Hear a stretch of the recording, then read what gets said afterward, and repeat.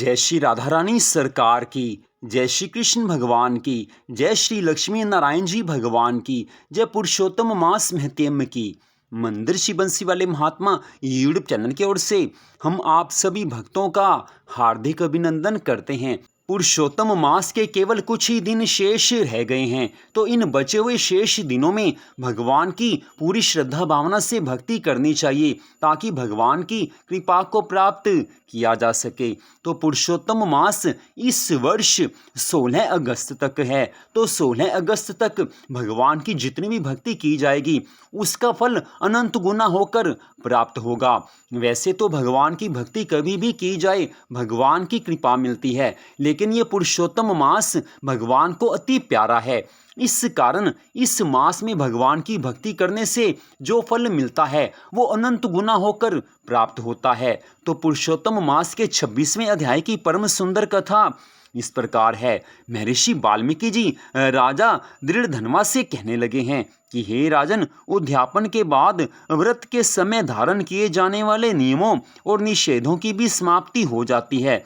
अतः अब सब प्रकार के पापों का नाश करने के लिए एवं भगवान की प्रसन्नता के निमित्त विधि पूर्वक जो नियम ग्रहण किए जाते हैं उन्हें छोड़ने की विधि बतलाता हूँ। हे राजन, अयाची व्रत में भोजन के लिए प्रथम ब्राह्मण को भोजन कराए। अमावस्या को भोजन करने वाला व्रती दक्षिणा सहित गऊ का दान करे। आंवलों से स्नान करने वाला पुरुष दधी का दान करे। फलों के नियम वाला फलों का दान करे और तेल के साथ घृत का दान करे अथवा घृत के स्थान पर दूध देवे। धान्य के नियम में गेहूं और चावल दान करे। पृथ्वी पर सोने वाला गद्दा तकिया सहित विद्वान ब्राह्मण को दान करे। व्रत की पूर्णता के निमित्त 2.5 सेर अर्थात 2.5 किलोग्राम वजन की कांसे की परात अथवा थाली का दान करना चाहिए। उसमें मालपुए अथवा उनके बनाने के लिए कच्ची सामग्री और ऋतु के अनुसार फल रखकर पुरुषोत्तम भगवान श्री कृष्ण जी की प्रीति के निमित्त विद्वान ब्राह्मण को दान करे। इसके पश्चात सभी निमंत्रित ब्राह्मणों को स्त्रियों सहित श्री पुरुषोत्तम भगवान के सन्निधान का संकल्प करे और प्रार्थना करें कि हे श्री कृष्ण, हे प्रभु, इस लोक की तथा परलोक की मेरी समस्त इच्छाओं की पूर्ति कीजिए। मैं आपकी शरण में हूँ। इसके पश्चात आमंत्रित ब्राह्मणों के चरण भक्ति पूर्वक धोकर उनको भगवान का रूप मानकर उन्हें मुदित मन भोजन करावे। व्रत रखने वाला व्यक्ति विधि पूर्वक ब्राह्मणों को भोजन करवाकर दक्षिणा देवे। केला, आम और अन्य प्रकार के फलों तथा घृत से बने मालपुए, पकवान, सुस्वादु उड़द के बड़े, खांड से पगे और घृत से बने घेवर, फैनी, खरबूजे, ककड़ी का साग, अदरक, नींबू के रस से युक्त अन्य साग और पके हुए आम, इस तरह 6 रसों से संपन्न 4 प्रकार के भोजनों से जो गौ घृत से महक रहा हो, विनम्रता और श्रद्धा से ब्राह्मणों को भोजन करा के पान और दक्षिणा देवें। कत्था, चूना, सुपारी, इलायची, लौंग, कस्तूरी, जावित्री आदि से संयुक्त पान जो भगवान को अति प्रिय है आदर सहित देवें। अर्धांगिनी सहित उन ब्राह्मणों को संतुष्ट करके सबको समान भाव से सुखदायी रजाई, बिस्तर आदि का भी दान करे। पुरुषोत्तम मास में मौन व्रत का पालन करने वाला व्यक्ति स्वर्ण सहित 1 घंटा तथा तिल दान कर ब्राह्मण दंपत्ति को उत्तम भोजन कराए। बाल नाखून न बनवाने का नियम रखने वाला व्यक्ति दर्पण दान देवे और जूता छोड़ने वाला जूतों का दान करे। नमक का परित्याग करने वाला विविध प्रकार के रस वाले पदार्थ दान करे। दीपक दान करने वाला पात्र सहित दीपक का दान करे। अधिक मास में भक्ति पूर्वक दीप दान करने का बहुत ज्यादा महत्व है। पुरुषोत्तम मास के अंत में नियम का त्याग करते समय तांबे का घी से भरा दीपक सोने की बत्ती डालकर ब्राह्मण को दे। फल की प्राप्ति और व्रत की संपूर्णता स्वर्ण का दान देने से ही होती है। एकांत में वास करने का नियम रखने वाला व्यक्ति 8 कुंभ अर्थात 8 घड़े दान करे। वस्त्रों के साथ स्वर्ण भी उन कुंभों पर रखना चाहिए। मास के अंत में 30 लड्डू, छतरी तथा जूते भी दान करने चाहिए। यदि इन सभी वस्तुओं का दान करने की सामर्थ्य नहीं हो तो यथाशक्ति एक बैल इस प्रकार का दान करें जो भार वहन करने के योग्य हो।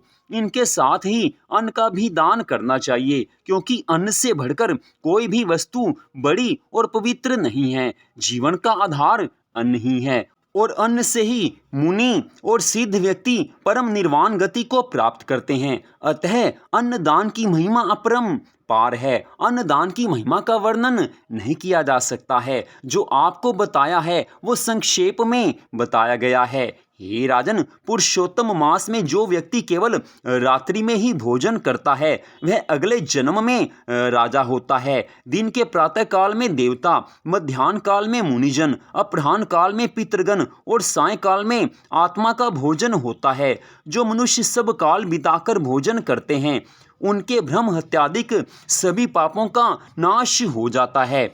इसी से पूरे दिन निराहार रहकर रात्रि में केवल एक बार भोजन करने वाले को सर्वाधिक पुण्य की प्राप्ति होती है। अधिक मास में उड़द ना खाने वाला व्यक्ति सब पापों से मुक्त हो जाता है।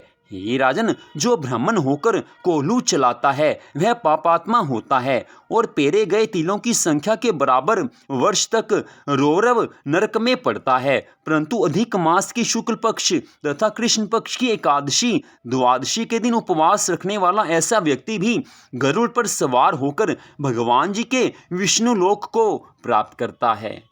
दशमी और द्वादशी के दिन एक समय भोजन करके भगवान की प्रसन्नता के लिए भक्ति पूर्वक व्रत करने वाला स्वर्ग लोक को प्राप्त करता है। हे राजन, इस मास में कुश की शैया पर शयन और कुशासन के प्रयोग का विशिष्ट महत्व है। कुशासन का त्याग किसी प्रकार नहीं होना चाहिए।